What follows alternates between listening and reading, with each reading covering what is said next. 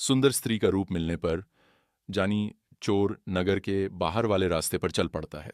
उसे यकीन था कि नगर कोतवाल ये सोचकर नगर के बाहर जरूर चक्कर लगाएगा कि आज जानी चोर को नगर में घुसते समय ही पकड़ लूंगा। और जानी चोर की सोच एकदम ठीक निकली। कोतवाल इसी सोच के साथ नगर के बाहर बाहर ही चक्कर लगा रहा था। कुछ दूर चला तो उसे अपने आगे एक स्त्री चलती हुई दिखाई दी। कोतवाल इतनी रात में एक नारी को देख हैरान था कि इस समय इतनी रात में यह कहाँ जा रही है। कोतवाल ने अपने घोड़े की गति को बिल्कुल धीमा कर दिया और कौतुकवश स्त्री के पीछे छल पड़ा। कोतवाल ने सोचा देखूंगा कि आखिरकार इतनी रात को यह स्त्री कहाँ जा रही है। चलते चलते स्त्री एक बरगद के पेड़ के पास जाकर रुक गई। स्त्री के रुकने पर कोतवाल भी अपने घोड़े को रोक देता है और उतरकर उस स्त्री के पास जाता है। जब कोतवाल ने नजदीक जाकर उस स्त्री को देखा तो उसका सौंदर्य देख वो मंत्रमुग्ध सा हो गया। कोतवाल स्त्री से पूछता है, हे देवी, आप कौन हैं और इतनी रात्रि में इस बरगद के पेड़ के पास किस लिए आई हैं? कोतवाल की बात सुन सुंदर नारी का वेश धारण किए जानी चोर सिसकता हुआ बोला, हे वीर, मैं एक बहुत ही दुखियारी स्त्री हूं। आज इस बरगद के पेड़ से लटककर मैं अपनी जीवन लीला समाप्त करने के लिए यहां आई हूं। अब मुझ में और दुख सहने की जरा भी क्षमता नहीं बची है। इसलिए आज अपने साथ साथ अपने दुखों का भी सदा के लिए अंत कर लूंगी।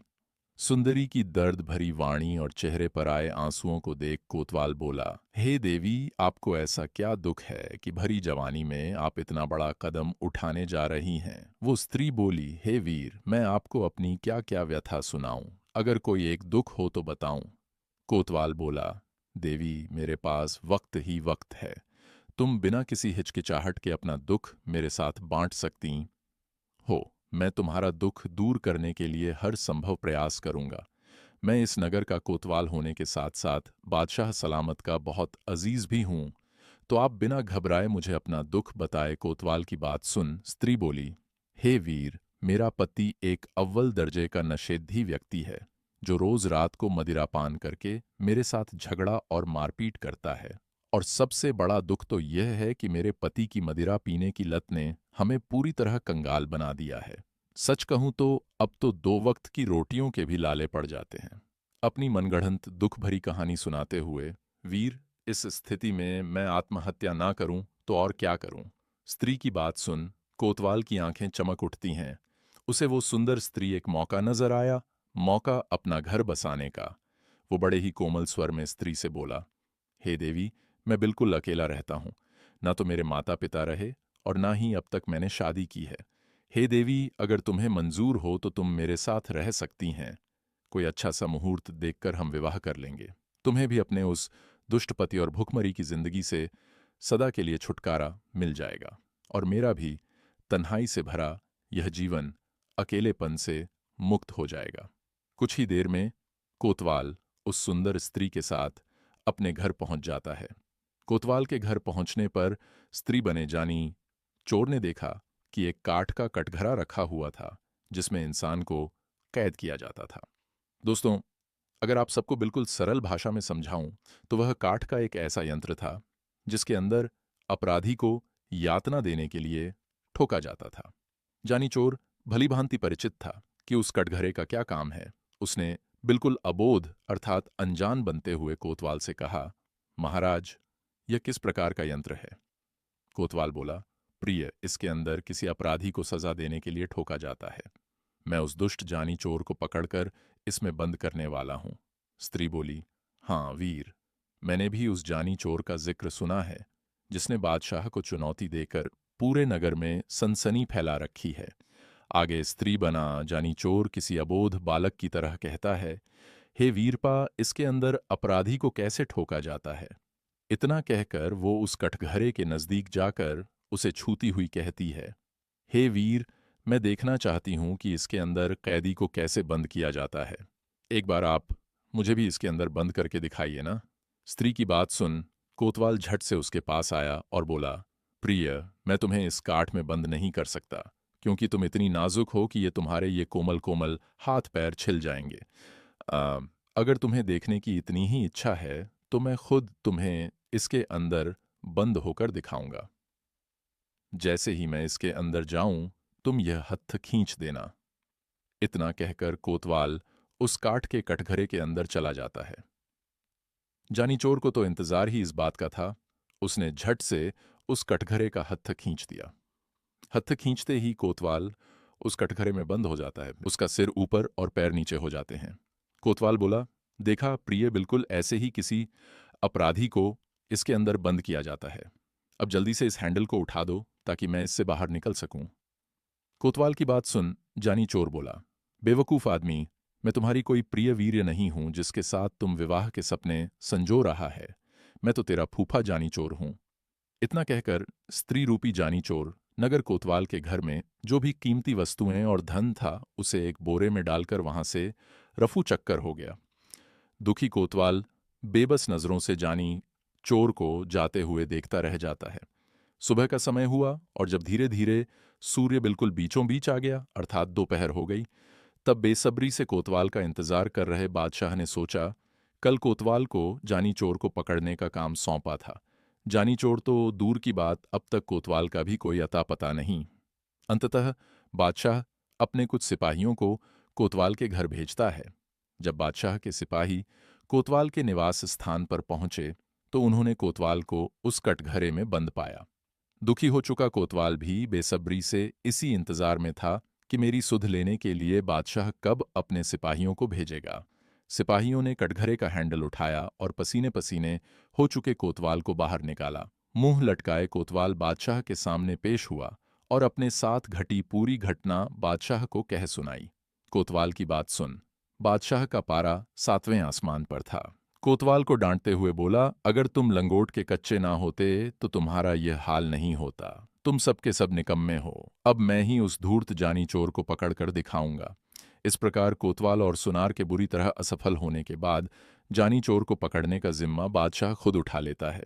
दूसरी तरफ एक बार फिर से जानी चोर कोतवाल से लूटा हुआ धन फूला मालिन को सौंप देता है। एक बार फिर से इतने सारे धन को देखकर फूला मालिन की आंखें चमक उठती हैं। वह जानी चोर से कहती है, बेटा गब्दू, ये सब तो खूब बढ़िया है, पर तू घर से बाहर थोड़ा संभल कर जाया कर। बादशाह के सिपाही चप्पे चप्पे पर तैनात है, कहीं बादशाह के सिपाही तुम्हें जानी चोर ना समझ लें। मालिन की बात सुन जर बोला, अरे मौसी, तुम क्यों इतनी चिंता करती हो, और वैसे भी बादशाह के सिपाही पकड़ेंगे तो जानी चोर को पकड़ेंगे, मुझसे उनका क्या लेना देना, मैं कोई जानी चोर थोड़े ही ना हूं। बूढ़ी मालिन बोली, बेटा फिर भी थोड़ा संभल कर जाया कर, मुझे बहुत चिंता होती है तेरी। जानी चोर बोला, ठीक है मौसी, और क्या चल रहा है नगर में? अब की बार जानी चोर को पकड़ने की जिम्मेवारी किसने ली है? तब मालिन बोली, बेटा अब की बार उस जानी चोर को पकड़ने की जिम्मेवारी खुद बादशाह सलामत ने ली है। बूढ़ी मां की बात सुन जानी चोर की आंखों में चमक आ जाती है। वो तो कब से इस पल की फिराक में था कि कब खुद बादशाह उसे पकड़ने की जिम्मेवारी लेगा। शाम का समय हुआ तो फिर से जानी चोर माता के मंदिर पहुंच जाता है और फिर से माता के आगे याचना करता है, हे देवी माई, तेरी 1.25 मण की करूं कढ़ाई, मुझे 1.25 पहर के लिए एक बुढ़िया का रूप दे दे।